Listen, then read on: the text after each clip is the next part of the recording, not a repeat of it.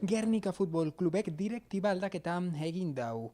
Denboraldia bukatzear dagoela, Gernika Klub Futbol taldeak direktiba aldaketa egin eta erronka barriak bilatzeko helburua dauka.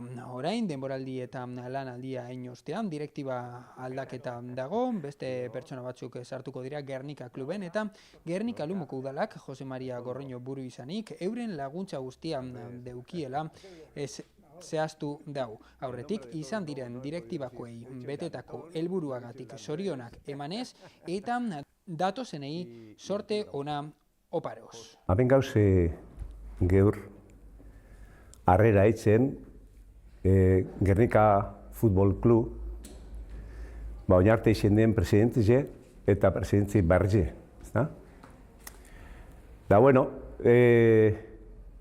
zoriondu urtetan deuenari, zergen dugu lan handize, eta hor kategoria horretan egotie ez da bape erreza, da Gernikak jarraitzuko dugu, datorren urtien be, maila horretan.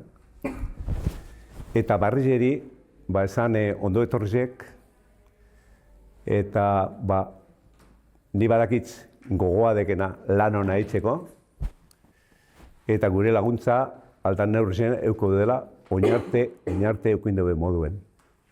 O sea que es recibir a la nueva directiva, al nuevo presidente, vicepresidente del Gernika Fútbol Club y a la vez la despedida de la directiva anterior, con Koldo Zabala aquí a la cabeza, Antón Gandarias. Bueno, decir a los salientes que, bueno, enhorabuena. Enhorabuena y gracias pues por el trabajo que han desarrollado, porque siempre desde la barrera se ven las cosas muy fáciles. Pero hay que estar allí y sufrir y estar día a día y mantener la categoría que tiene el Gernika Fútbol Club no es nada fácil.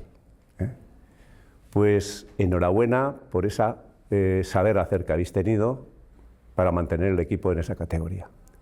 Y a los entrantes, que sé que vienen con una gran ilusión, pues desearles todo lo mejor y decirles que nosotros, yo en particular, y aquí están Iñaki, John, por parte del Ayuntamiento, pues estamos para ayudarles lo más que podemos, como lo hemos hecho hasta ahora.